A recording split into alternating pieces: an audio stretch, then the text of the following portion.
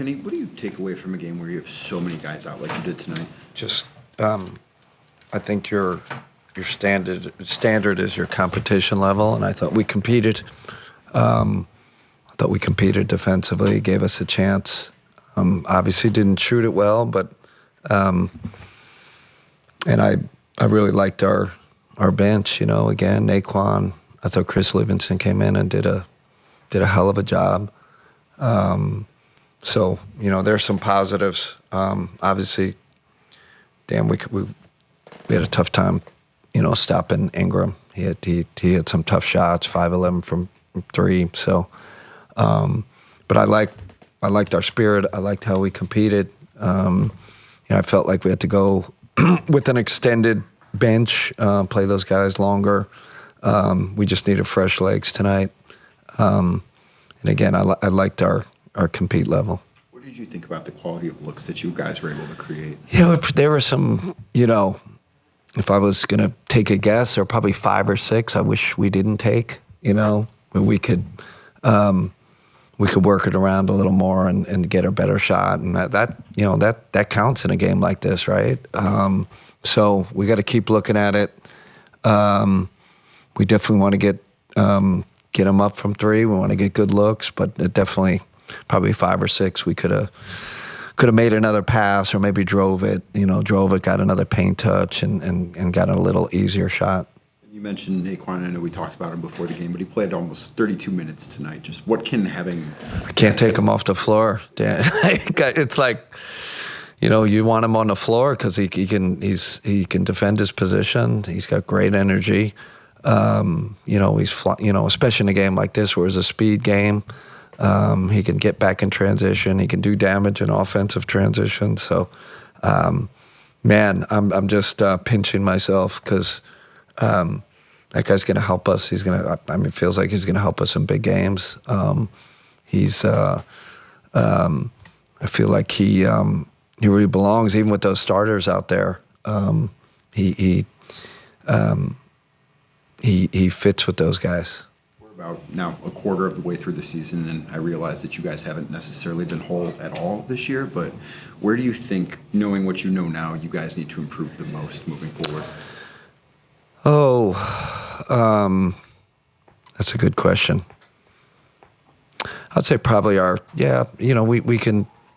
we can find better shots, I think, keep, and the big part of that is our spacing, I think, especially when we're down some guys, our spacing has to be almost perfect. And right now we're still trying to figure it out because with spacing comes our cutting principles. A lot of things come off that. So, get the spacing better, and our shot selection will improve. Hey, Chris. Evan only got 7 shot attempts tonight. Was there something that Toronto was doing to kind of limit that? No, I don't. I don't think Evan had the juice tonight. Been playing a lot of minutes. We've been playing him a lot of minutes. Just some nights like that where, they were putting their 5s on our wings, so we had to get them involved. So, one of those nights. But my coach in colleges used to say, that ball comes off the rim 60% of the time. So. You got to go and rebound. We got to rebound it better. He's got to rebound it better. But they did a good job on him. What did you sense with him that made you believe that he didn't have the juice tonight? What did you say? I mean, I don't think Don had great juice, right? Like we've been milking these guys, and I knew coming into this game it was going to be a tough one. They've been sitting at home. Our third, 3 and 4. We played the most games in the league. I'm not concerned or anything. I knew coming into this game this wasn't going to be easy, especially for our guys that have been playing big minutes.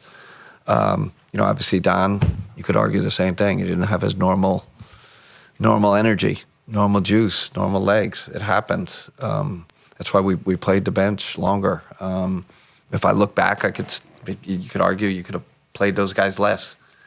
played our bench more. Tonight we needed fresh legs and fresh bodies. That was what this game was about. Unfortunately, we didn't make our threes. You make our threes, different story. Throughout the course of the season, Kenny, what are you sensing with Larry Nance Jr. in terms of him getting acclimated to this group? With Larry, it's finding his niche right now. I think we played him a lot at the 4. I'd love to get him at the 5 more. I think that's where he can really help us, and he understands that too. But I think since he sat those couple of games, I think since he's been back, he's been pretty good. Again, when we're playing these East Coast teams that are up and down and playing in transition all the time, we decide to go small, with one big only. So that hurts him a little. But I think he's starting to catch a little bit of a flow right now. Yes, Coach. A question not related to the game, if you allow me, related to your background as a coach. Last year you were talking about the impact that your time in Spain had in your actual coaching career. I want to ask you in particular about your time in Salamanca with Coach Pedro Martinez, one of the most reputed coaches in Spain. What did you learn from him, and also if you have any set play in your playbook? From Pedro, listen. Pedro is a great coach. I played for Vino de Toro in Zamora, and so that was most of my time with Fernando Marchante, who is a great coach, but. Pedro, all us NBA coaches learn from him. I watch him on, his teams are always cutting edge. He's had a big influence on global basketball. Great coach. But it's great. I still watch his teams play. Just a ton of respect for him as a coach. And as a quick follow-up, do you still watch him and things like that, but do you have in your playbook still like any set play, or whether if he's with Pedro or not, from Pedro or not, any he has some offense concepts that we steal from him. I'm not going to tell you which ones because I don't want to give anybody a hint, but him and I watch a lot of EuroLeague games, Spanish League games, especially in the off season, and I'm always learning. But I've stolen a few things from his concepts, especially on offense. Great, thank you so much. All right, thanks everybody. Thanks.